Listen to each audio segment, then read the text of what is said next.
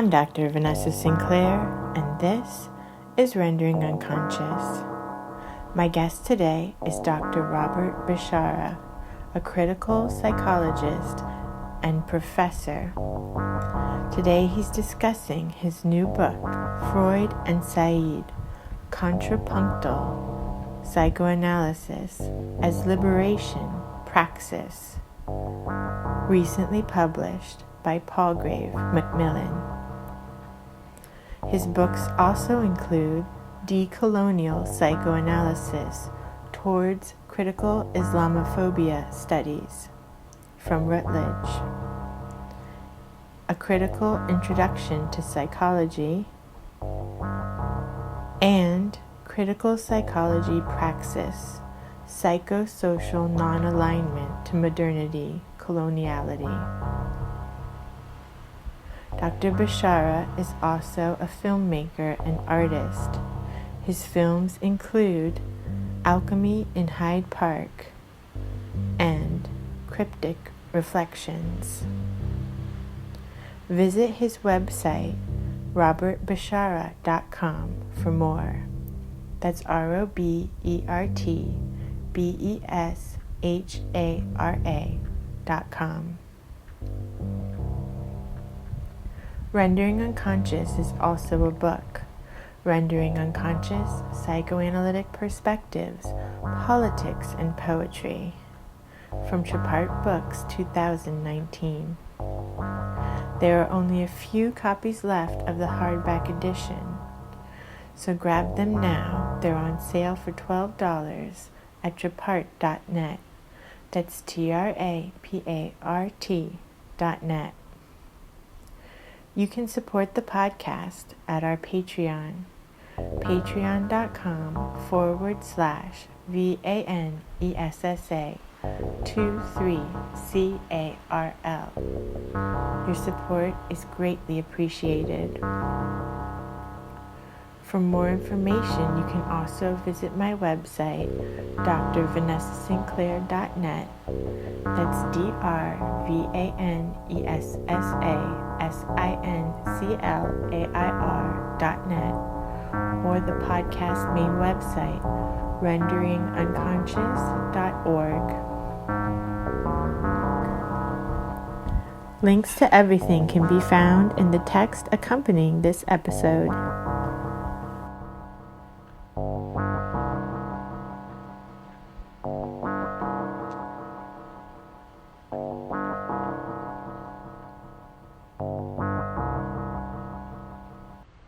Well, thanks so much, first of all, for inviting me again. I really enjoyed our last conversation, talking about decolonial psychoanalysis and other topics. But I also interviewed you on my podcast, so we had two recorded conversations before this one. That's right. I'll link to both of them in the text accompanying this one. Now we're talking about your new book. Well, you've had a couple new books, but the newest book, Freud and Said. Yeah, so this one, Freud and Said, Contrapuntal Psychoanalysis as a Liberation Praxis. This is basically a sequel of Decolonial Psychoanalysis, and it's actually part of a trilogy. So I think this is the first time I'm really publicly saying this, but there's a third part in the works, hopefully in the next 2 years. It should be coming out. And I'm calling the trilogy kind of liberation psychoanalysis. So in the first book, Decolonial Psychoanalysis, I look at what I call the ideology of counterterrorism, Islamophobia, Islamophilia. And it's a kind of a mouthful, but it really captures this kind of theoretical link between the war on terror discourse on one hand and Islamophobia, and how they're, theoretically linked. And so in decolonial psychoanalysis, I show that the war on terror discourse is actually ideologically, phantasmatically supported by the Islamophobia, Islamophilia fantasy, right? So there's that discourse fantasy combination, and that's how the ideology works. And I talk about the subjectivity of US Muslims and how they resist this ideology in terms of kind of Lacan's conception of the real. So they're kind of existing in that gap between the discourse and the fantasy, in other words, right? So in the sequel, uh, uh, Freud and Said, I explore actually something that I write about in Decolonial Psychoanalysis, but I decided to expand it based on a recommendation from a dear colleague and someone that was on my dissertation committee, Hatem Bazian, who's interviewing me incidentally on Sunday, by the way. Um, so in Decolonial Psychoanalysis, I wrote a little bit about um, the connection between Freud and Said in terms of Freud's influence on Said's thinking, especially in the book Orientalism, which is his third and most popular book. Um, so Hatem told me, like, this is super interesting. Why don't you expand this? And I took note of that when he said that to me a number of years ago, but it took me a while to kind of think about it, do research, and um, develop this further into a whole book, right? So that's basically I wanted to explore that kind of influence, legacy, Freud's influence on Said, the influence of psychoanalysis on post-colonialism more generally, because these two fields tend to be seen as kind of in a kind of theoretical tension, and perhaps there's some of that, but I think that there's a lot of interesting overlap that is worth exploring, and this is partly what I do in Freud and Said. Another dimension that's very important, which is I think kind of an additional layer that complexifies my analysis in decolonial psychoanalysis, is kind of thinking about the materiality of oppression and violence through this conception of racialized or racial capitalism. So basically, I'm situating this ideology within this, what I call an apparatus, to kind of talk about the ideology, but also the materiality of this oppression and violence. So thinking about exploitation, alienation, kind of classical Marxian terms, but also adding the dimension of dehumanization of what I call the non-European or racialized lumpen proletariat, right?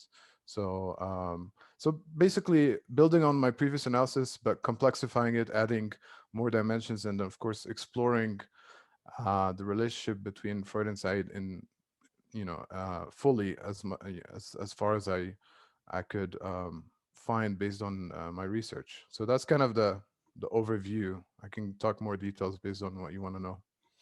Yeah, but it's really filling like an important space in psychoanalytic theory because I haven't seen anything written very extensively on Freud and Said ever before. Yeah, so it's been explored in like articles here and there, but there hasn't been a book length exploration. So in the first chapter, which is on what I call post or decolonial psychoanalysis, I kind of do like a historical survey or literature review of the connections between post-colonialism or decoloniality and psychoanalysis. So looking at, Fanon, Manoni, Memi, but even starting before that and looking at the work of Willem Reich, who's kind of overlooked, right? Because he had interesting analyses of fascism and writing as he saw fascism on the rise in Germany. I do kind of the first chapter, kind of a more general overview, but then by the second, third, and fourth chapters, which are the body chapters of the book, are the ones where I actually explore in depth the relationship between Freud and Said. So the first chapter looks at Edward Said's second book, which is called Beginnings. It's not as famous as Orientalism, which is his third book. And in Beginnings, you can actually see Said drawing on Freud a lot in his analysis, in particular, the interpretation of dreams, which clearly Said loves as a work of literature. I mean, Said's training is in textual criticism. So he's looking at Freud not only as a scientist and as someone that invented psychoanalysis, but also as a writer, as a creative writer, and how he authors psychoanalysis through his writing style. And basically, the argument that he makes in Beginnings is that Freud's writing style in the interpretation of dreams is not only a scientific introduction to psychoanalysis and how we interpret dreams in the clinic, but it's also a sort of weirdly enough, an encounter with the unconscious through its own style. So that's what makes it kind of an exemplary modern text and kind of revolutionary in a way, that its style actually captures its message. So in a way, Said distinguishes between Freud's intention. Maybe his intention was to be scientific and to impress the world with his scientific knowledge, but his method is actually more creative, and perhaps we can even say surreal, to draw on your work, in the sense that the text itself, for anyone who has read it, reads like a dream, right? So it almost has that dreamlike structure. So that style of writing ends up influencing Edward Said's writing in Orientalism, and also ends up influencing how Edward Said theorizes Orientalism. But the influence is unconscious, and this is what I kind of show. So even though Freud is explicitly cited in Beginnings, that second book, he's kind of repressed in Orientalism because he's cited 3 times only in the text, and yet there's a whole section in the book on latent Orientalism and manifest Orientalism. So anyone familiar with the interpretation of dreams would easily realize or recognize that those are terms from Freud regarding latent dream thoughts and manifest dream content, right? So I can say more about that if you're interested, but just to give an overview, and the third kind of part of this trilogy, um, after repressing Freud, and we can talk about why he does that as well. He returns to him towards the end of his life with his last book, which was a lecture that he gave at the Freud Museum in London, called Freud and the Non-European. And basically, in this lecture, in this book, Said looks at, in particular, Freud's last book, Moses and Monotheism, right? So I think this is very fascinating in terms of like bookends. Said's last book is on Freud's last book. Both of them die from cancer. Both of them are exiles, right? So a lot of interesting personal overlaps, but also a lot of theoretical affiliation between the two. So that kind of is the overview. And then the last chapter of the book, which is the concluding chapter, I kind of write more about what is contrapuntal psychoanalysis and how is it a form of liberation praxis. So that's kind of the structure, I think, as an overview. What is contrapuntal psychoanalysis? Okay, that's a good question. So this is a term from contrapuntal, is a term from Edward Said, and it's a term that comes from music theory. So counterpoint is when you have two different melodies occurring at the same time, and with that happening, and if you know you're a good composer and you can do this, um, the result ends up being very interesting rhythmically, but also harmonically, right? Even though the two separate melodies may look like they don't fit together, but once you kind of overlap them, something interesting happens. So Edward Said was loved classical music. He wrote about it, and he used this concept to kind of talk about reading strategy that he developed in his sequel to Orientalism, which is called Culture and Imperialism. And he published that book in the 90s. Orientalism was published in the late 70s. And so um, that sequel, Culture and Imperialism, was basically, he wrote it to address the critiques that he received for Orientalism, but it took him a long time to get to it. And basically, just I think it's important to understand how the two are related. So in Orientalism, Edward Said looks at basically how Europeans think about, write about what's called the Orient, right? So basically the non-European world. So he was looking at these kind of stereotypical, we can say phantasmatic or dreamlike representations of the Orient to draw on that connection with Freud. And basically, we can say that Orientalism is basically Europe's dream about the Orient. And so in the book Orientalism, what Edward Said does is basically what Freud does in the clinic. Freud analyzed dreams in the clinic to get to to get at the unconscious behind the images or the manifest dream content, to get to that latent dream thoughts, or basically the words and signifiers that are kind of disguised or um, distorted by the images, right? So that's what we call interpretation. So you can see that Edward Said does the same thing, this form of interpretation, except that he's analyzing uh, texts and looking at kind of the European phantasmatic construction of the Orient, right? So that's kind of a fascinating parallel.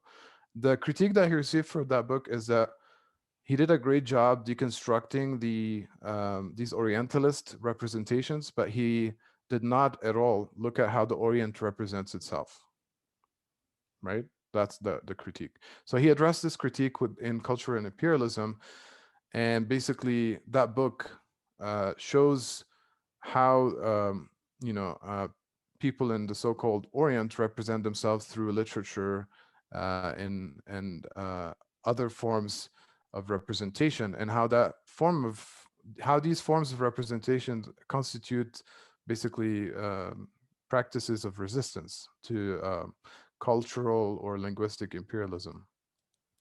So, going back to counterpoint and contrapuntal reading strategy, his point is that when you read, let's say, European texts written in the context of colonialism, you can analyze those texts and kind of see the hidden colonial dimensions that are kind of alluded to, but in a kind of indirect way, sort of like the way we would interpret a dream, and be able to analyze that colonial dimension, but also get to um, resistance within that text, but also looking at other texts from other parts of the world that resist that dominant form of literature. So, in other words, his point is, let's be dialectical about the way we read texts. And in a way, I see that as his way of being against the, canceling, let's say, dominant cultural expressions from Euro America or what have you. So he's saying, well, let's read Joseph Conrad. His first book was on Joseph Conrad, right? But also, let's read Naguib Mahfouz, right? Or Nawal al-Sa'dawi, or what have you. And so let's do both. So the way I use it in the book is I talk about what's called colonial psychoanalysis or post-colonial psychoanalysis, and I group the two kind of together. And so this will sound controversial, but for me, what we think is normal psychoanalysis, I call colonial psychoanalysis pretty much. And the reason is we can ask this question: what are the conditions under which the unconscious was discovered or invented? Right? The unconscious wasn't just invented anywhere in the world. It was invented in a specific part of the world at a specific moment in history. So we have to kind of situate it within the long history of modernity and how modernity is linked with coloniality. And if we do this, that doesn't mean we cancel psychoanalysis. We actually try to analyze that colonial dimension in order to delink from it, right? So in a contrapuntal psychoanalytic analysis, the idea is to look at post or colonial psychoanalysis and also look at decolonial psychoanalysis and be able to account for both at the same time in your analysis, right? Um, and that's kind of the dialectical move here. So um, that's kind of generally the point, but I can give you a specific example if you want to kind of get a more concrete Sure. understanding. Yeah, okay, because it sounds very abstract, I know. Um, so I guess here it would be interesting to introduce Fanon's distinction between the zone of being and the zone of non-being, because it's a crucial one for my analysis, right? And this is something that, of course, psychoanalysis historically hasn't really addressed. So psychoanalysis, we can say, is situated within the zone of being. We can associate that zone of being with Euro-modernity, right? Particularly because of the historical experience of colonization of the Americas, of Africa, of Asia, you know, but also because of the historical experience of slavery. and how capitalism and the accumulation of wealth goes hand in hand with these forms of exploitation, alienation, and dehumanization, or oppression and violence more generally. So there's a racism, class struggle, and sexism go together here, right? In these kind of systems of oppression or hierarchies. And so psychoanalysis, most of the time, wants to function as if it's not in a context, as if it's in a vacuum unrelated to what's going on culturally, historically, right? I mean, that's I think, the problem. But we have to situate it within this context, but also being nuanced about it, because Freud obviously was Jewish, even though he identified as atheist. But this is, I think, an important dimension. The fact that he was, let's say, uh, an exilic, marginal person, or someone that had a different subjectivity than, let's say, the majority of people in his society. And of course, as we all know, the Nazis annexed Austria, and he had to flee to the United Kingdom with his family and his things. And so anti-Semitism was a very real thing during his time. Um, so there's a kind of a liberatory potential there, and of course others have written about this, and the kind of liberatory potential also in terms of the free clinics, the early free clinics. And so there's that dimension, but also we have to reckon with the other modern colonial dimension. And so if we situate psychoanalysis within the zone of being, how do we account for those who are in the zone of non-being, basically descendants of colonized, enslaved peoples, or people who are currently being oppressed in societies, right?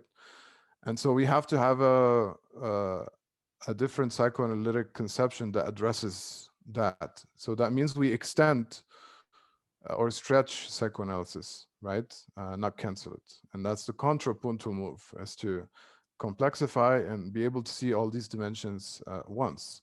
And so one good example that I use in the book, and this will be very controversial, but it's my point, is that in the zone of being, so this idea from Lacan about sexual difference, right?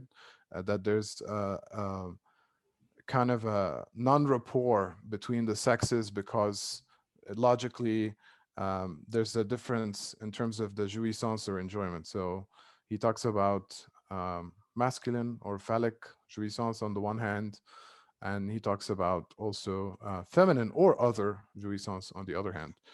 And so that distinction, or that sexuation, I think applies very well in the zone of being. It applies less so when we think about the zone of non-being.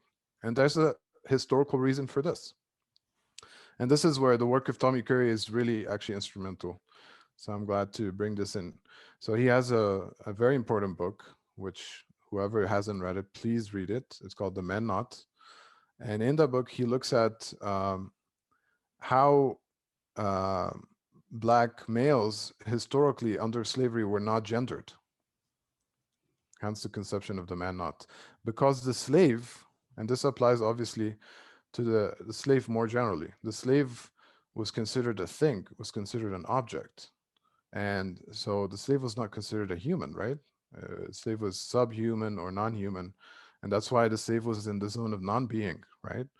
And as a thing, as an object, the slave didn't have a gender. So how does this the theory of sexual difference apply to the slave? Right? That's the question. And that's why I introduce this conception of colonial difference. And I think, and that's the argument that I make, that colonial difference is actually more primary than sexual difference, and actually informs sexual difference.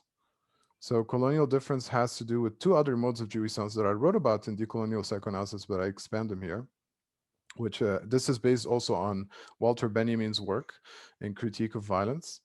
And so instead of thinking about masculine or phallic jouissance, I talk about mythical jouissance, which is the kind of jouissance that is founded upon oppression and violence, whether directly or indirectly. So whether we directly support those things that happen within the societies where we exist, or we indirectly or unconsciously support those. Basically, we are neutral or bystanders, right?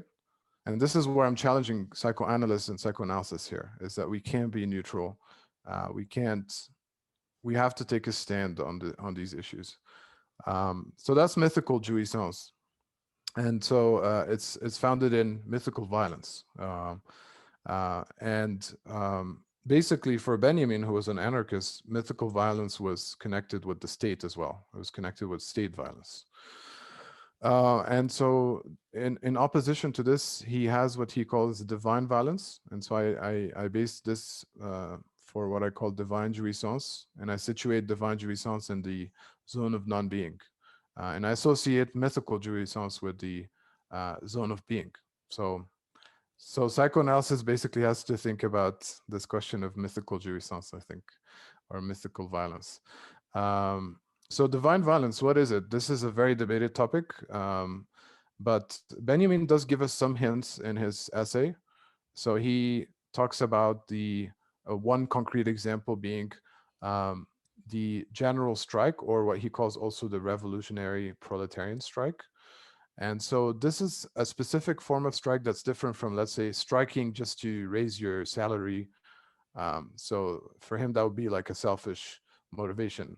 But a general strike, the point of it is to bring down the system.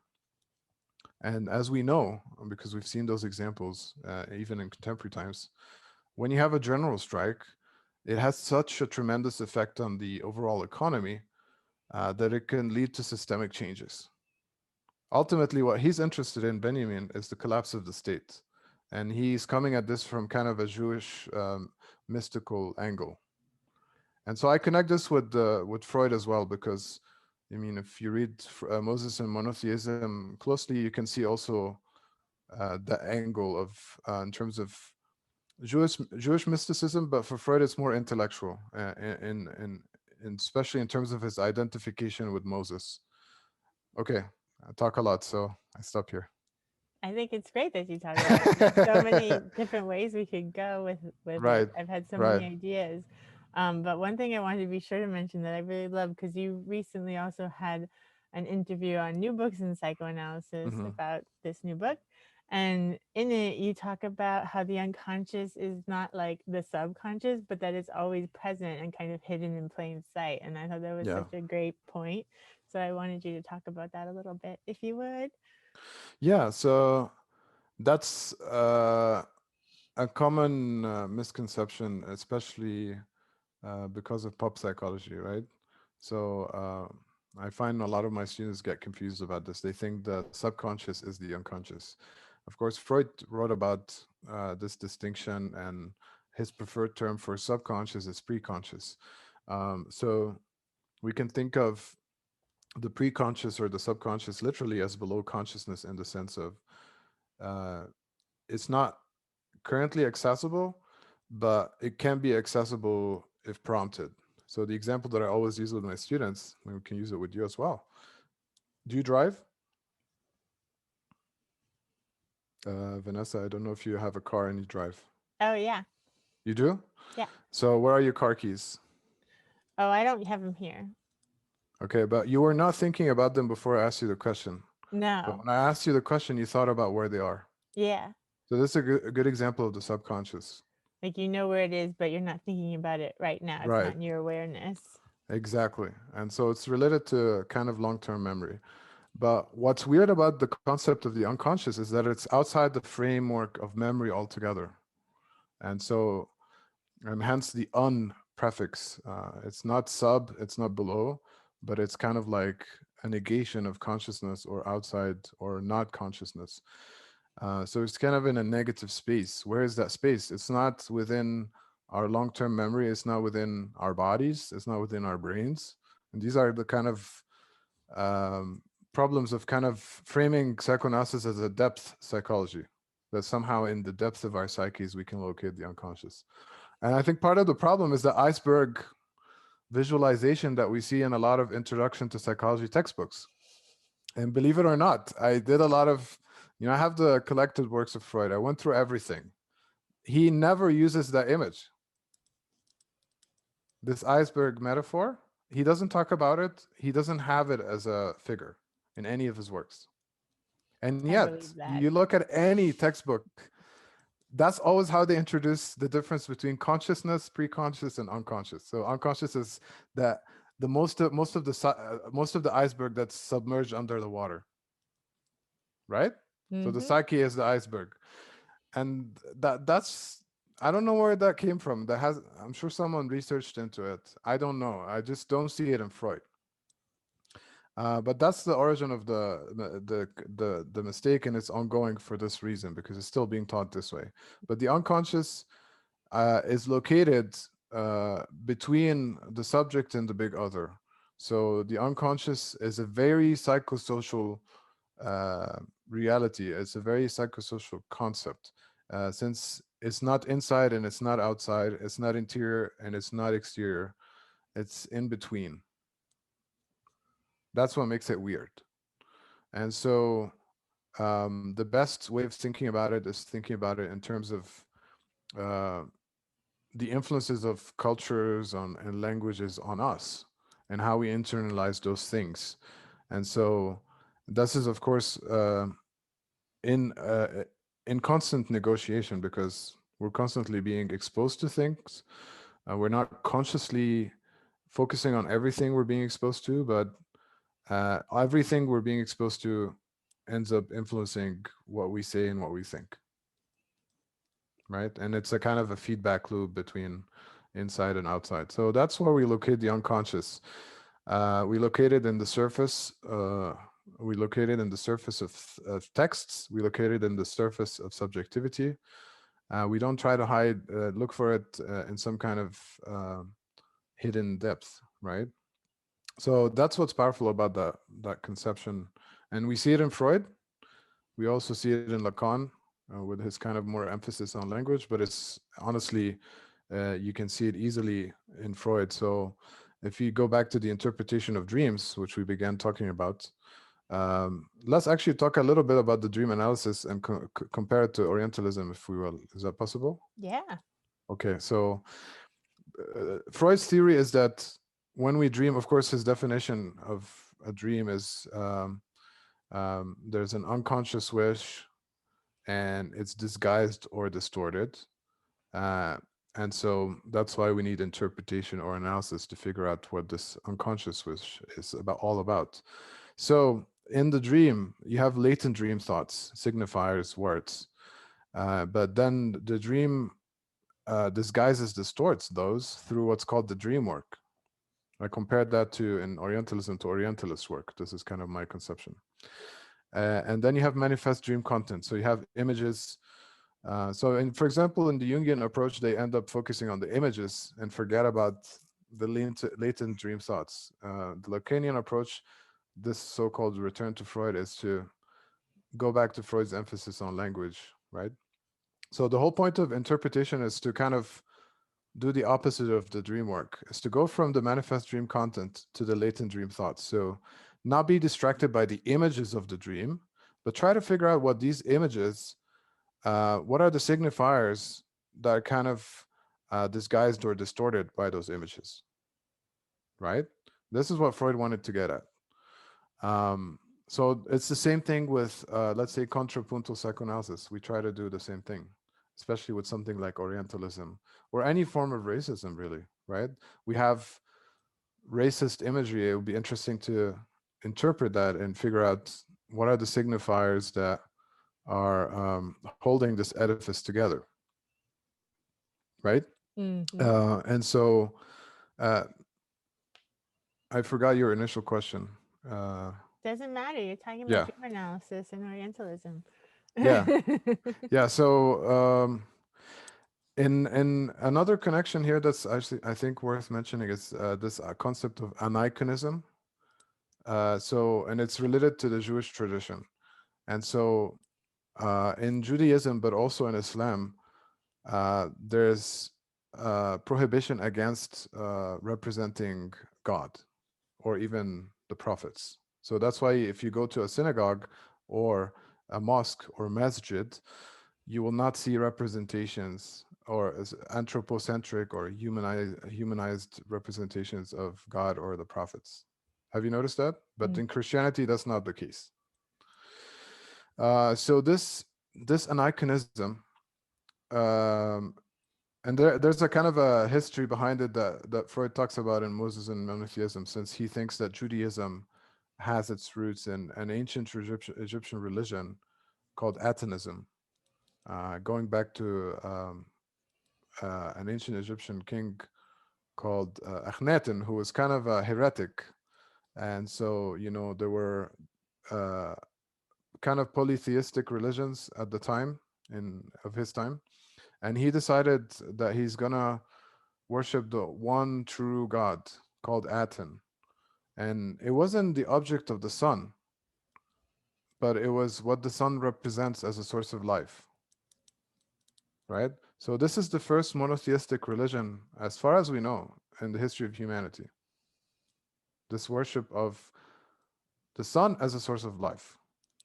And uh, Freud shows that Moses was a member of this religion. And what he did is he basically took the principles of that ancient Egyptian religion and transformed it into what we now know as Judaism, right? One of those principles is what's called Maat, M-A-A-T, and that's a principle of truth and justice. So that's something that Freud is committed to. So why should psychoanalysts shy away from those questions and say that this is the clinic is apolitical? I mean, the clinic is not acultural, it's not ahistorical, it's not apolitical, right? It's situated within a political economy, it's situated within a culture. The clinic tends to be in a specific language. So all these questions are important. And so going back to this question of aniconism, which is basically a word that means being against icons. So this is something you find in the ancient Egyptian religion of Atonism. It's something you certainly find in Judaism and Islam. Um, so it's basically an abstract spirituality, right? Because you don't want to represent the deities visually. And if you think about it, I mean, the point of why I'm saying all of this is psychoanalytically, isn't that something in psychoanalysis as well, in terms of not being lured by imaginary identifications, but trying to think about the symbolic and the real dimensions in terms of subjectivity. So that's the kind of theoretical origin of that. This Freud's rejection of the image in the dream, and it's also this rejection of icons. So I think that's interesting to think about. That's a really good point. Yeah, no, and while you were saying it, it was like all coming to me. Like I was like, oh, I see what you're saying. Yeah, Like looking for the signifiers and the symbolic and the metonymy instead of focusing on these imaginary productions. yeah. Very So cool. you see that in psychoanalysis, you see it in Judaism, you see it in Islam, you see it in Atonism, which is the source of it. So I guess in a way, to make it explicit, maybe Freud is saying that the roots of psychoanalysis are Atonism. I love that. And um I just because I have you here and you're originally from Egypt, could you talk a little bit about that? Like I just it's so fascinated. Like I I know, guess coming from a place where it's like coming from Miami, where it's like all of history was erased and we were taught this like tiny slice of history over and over again, like every year in class. And it was just like there right, has to be more to life than this, right, And then coming right. from a culture that's like so rich and so has so much depth in history, um, that's present, because Yeah, of course America does too, but it just had been erased. yeah. Um, I just am so fascinated by that. It's not in public. It's not taught in public schools, as far as I know. But you definitely see it in a place like New Mexico, where I'm located, which is situated on Tewa land. So we have something like 19 tribes here, and they have sovereignty, and they have their languages and their cultures, and they're still practicing them. So it's fascinating. I don't know if you've been to New Mexico. Have you been? I've only driven through when I moved from Driven through? Miami to California. Yeah, so I invite you to come with Carlin, because you're not taught these things here, but like there's very long history that goes back thousands of years, and the descendants of indigenous people are still here, and they're still practicing the language and the cultural traditions. And so one of the points I make in the book is that those things we don't have to read about because they actually are there. We can experience them, but we act as if they're not there, right? Or in a sense, we deny them or repress them, and that's the whole point of the contrapuntal move as well, is to make psychoanalysis worldly. I think this is a good way to link it to my conception, is by showing the colonial and modern dimensions of psychoanalysis. um, we also have to stretch it, expand it, and think about psychoanalysis from every part of the world. So from an indigenous perspective, from a Black perspective, but also from a global Southern perspective, or from the perspectives of Latin America, Africa, and Asia. And this is basically my project, is um, obviously the things that are racist within psychoanalysis, and they're there. Let's not pretend that they're not there. I mean, the biggest one is this conception of primitivity, right? It's very much something in Freud, and it's in later conceptions, and it's basically a developmental concept. So um, you can say it's psychosexual, but it's also political economic, in the sense that the psychosexual dimension is that there are primitive people, and that's how usually people, indigenous people, are framed from a European perspective, that they're primitive, right? Basically, that they are stuck in time in the past and they haven't caught up to modernity. That's basically what they mean. And you have people who are civilized. So Freud was still using those conceptions, um, and you can see it today when we talk about developing world and developed world. So that's the political economic side of the equation. But the root of it is psychosexual.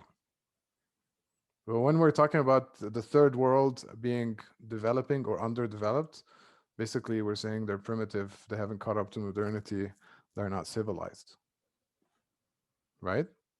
That language is still there. Mm. So the contrapuntal move would be obviously to reject that, not think in developmental terms, because this developmental conception is based on a certain linearity, certain temporality that is specifically European, and and we can think in different ways. We don't have to use that model as the universal one. And so, who is to say that one culture is primitive and another culture is civilized? And at the end of the day, what is civilization but one of the cruelest things in the world? I mean, what are the things that happen in the name of civilization, right? Yeah, and how Colonization, civilized are you if enslavement. you're destroying the planet? Yeah, and Yeah. destroying other humans. And that's the point about this critique of modernity, and always showing that it has a colonial unconscious, right? So when you have people talking about civilization and spreading civil values like freedom and democracy in parts of the world that supposedly don't have those things, I mean, how are they doing it? They're doing it usually through the By military, through force. violence, by force. Yeah, And it's so like there's always, evangelicalism, but with like exactly. democracy. Yeah, and so that's the mythical jouissance that I talk about, which is psychoanalysis. Unfortunately, uh, in a sense, is uh, situated within that. So it's, if it doesn't question it, then it's definitely benefiting from it.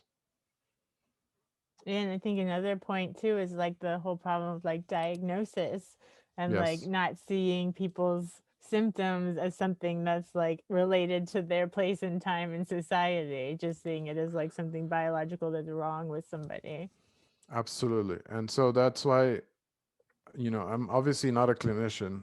And so, as a critical psychologist, I use the term psychosocial distress to refer to the kinds of symptoms that we might see as a function of the apparatus of racialized capitalism. Of course, those symptoms will manifest differently based on where we're located and what we're experiencing specifically. But ultimately, um, the system in which we exist is a very oppressive and hierarchical one. And so violence is its main tool, right? So imagine, and this is what I try to imagine, and I could be utopian here, but I try to imagine a world that is not based on violence and oppression, that is not based on hierarchy. And how would that world look like? And if psychoanalysis would even be relevant in that world?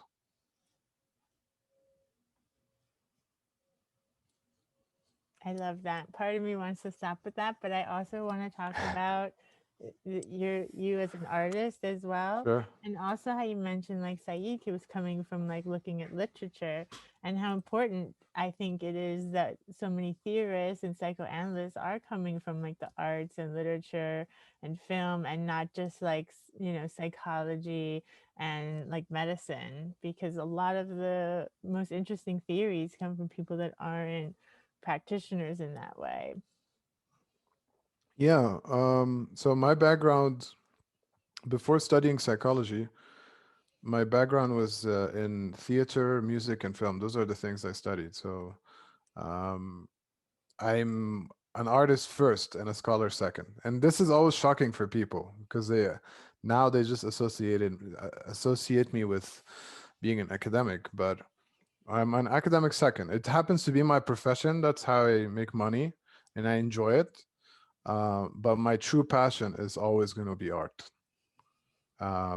It just um, I'm not making money from art, which is fine because that gives me more freedom to play and do what I want, right? Because I don't have to. It's not a job, so in a way, I think I prefer that.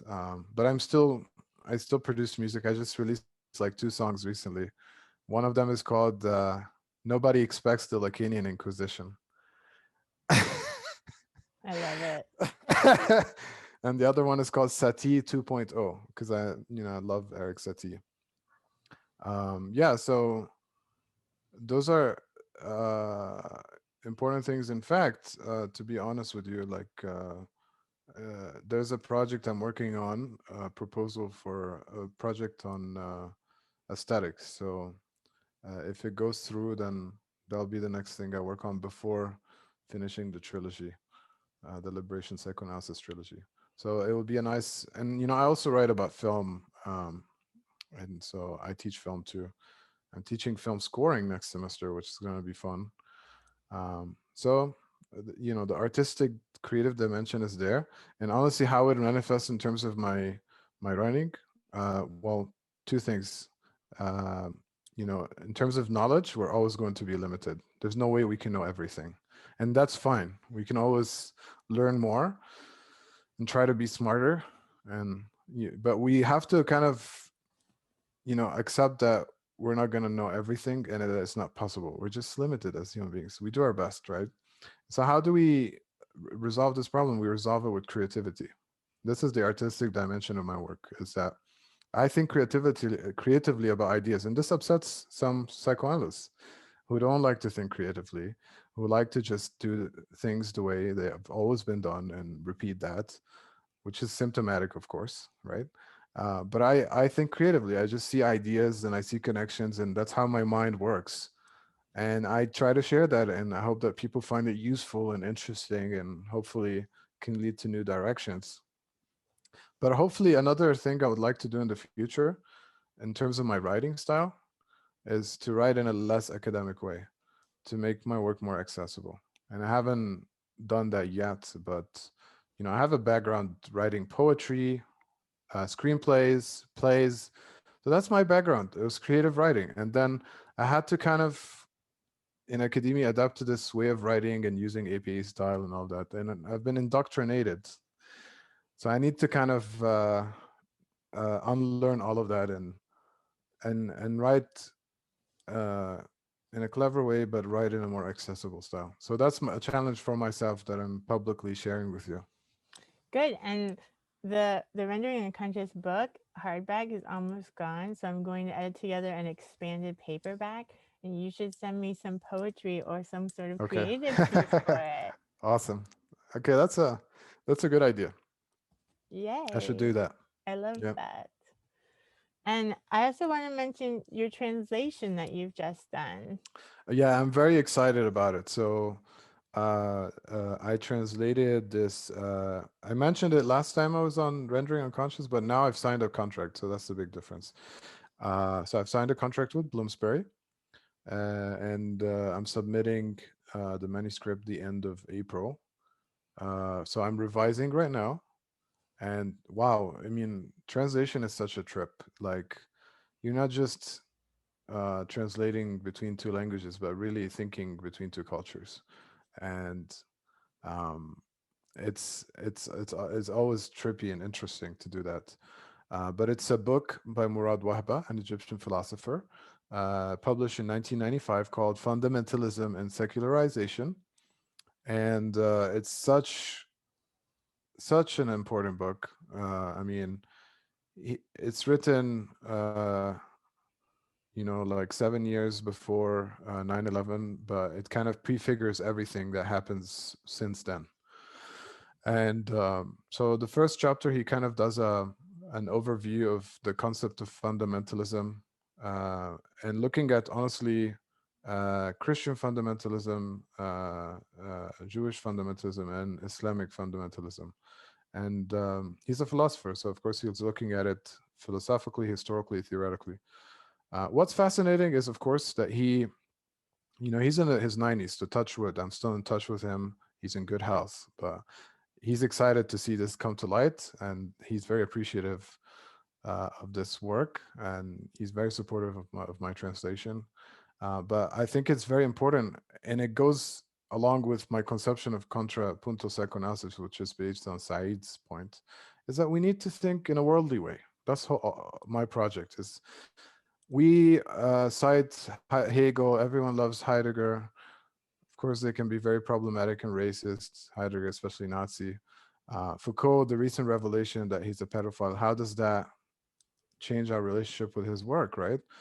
But why aren't people engaging with philosophies from other part of the world? Mainly because they're not translated, right? So the books are there, and no one is going to put any effort to learn Arabic and read them. So I have to put the effort to translate it into English so that other people that speak English can read it and enjoy it, and get a perspective from someone in the global south, someone in North Africa, someone in Egypt, that is engaging with European philosophy, but also adding perspectives that don't exist within European philosophy. And that's the contrapuntal move, is to do both at the same time, Mm-hmm. right? So let's think about psychoanalysis, European psychoanalysis, but also let's think outside of that and go back and forth, right? So it complexifies and makes it more interesting. Yeah, so I'm very excited about this project, I have to say. Um, and I can say more if you want, but that's kind of an overview. Yeah, no, that's great. And that reminds me, because when I talk to my more magical friends and people that are like Santeros and Kimbanda Tatas and the different shamanic traditions, of course, they're unhappy with the colonial problem project. But the way that they always kind of are reframing is like it has happened, and now we are here, and now there's like people that are together in the same part of the world that were not together before, and what can we do with that, and how can we like work together and like bring new ideas together in cultures, instead of like one erasing the other and enslaving the other, but like bringing new things about because of this thing that has already happened. Yes, absolutely. And this project, I mean, sometimes it's called alter globalization or mundialization, which is, globalization sounds good as a word, but ultimately it means the imposition of one culture over everyone else. Tends to be the American one, because it happens to be the hegemonic one in the world today. Before it was the UK or Great Britain. Um, And but this idea of ultra globalization is, of course, we have to think internationally, and we have to do cultural exchange and all kinds of an economic exchange and all of that, but do it in a kind of polycultural way, not monocultural, Yeah, the right? monoculture is really, really bad. Yeah, it's just boring. Right? The And world all is the more IT, interesting. like all the IT is fed into that, Yeah, yeah. The world is just more complex and interesting. And as someone, you love traveling, so when you travel around the world and you experience other cultures, and uh, it just changes your perspective. You see things differently, right? It changes your being, and that's really important, right?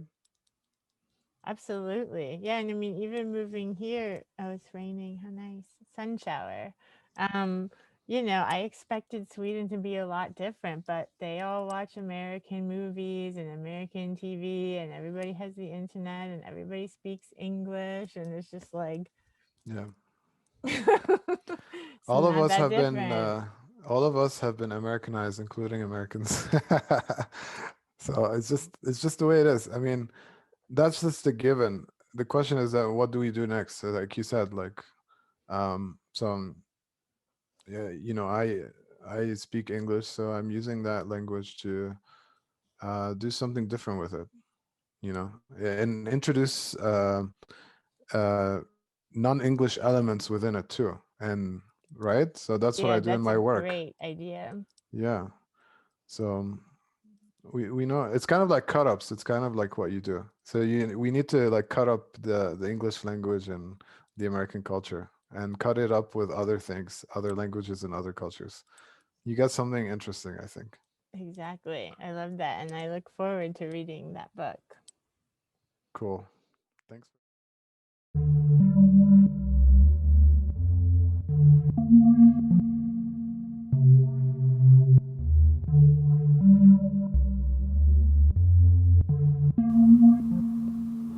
Thank you for listening to Rendering Unconscious. You've just heard a discussion with Robert Beshara. For more, please visit his website, robertbeshara.com.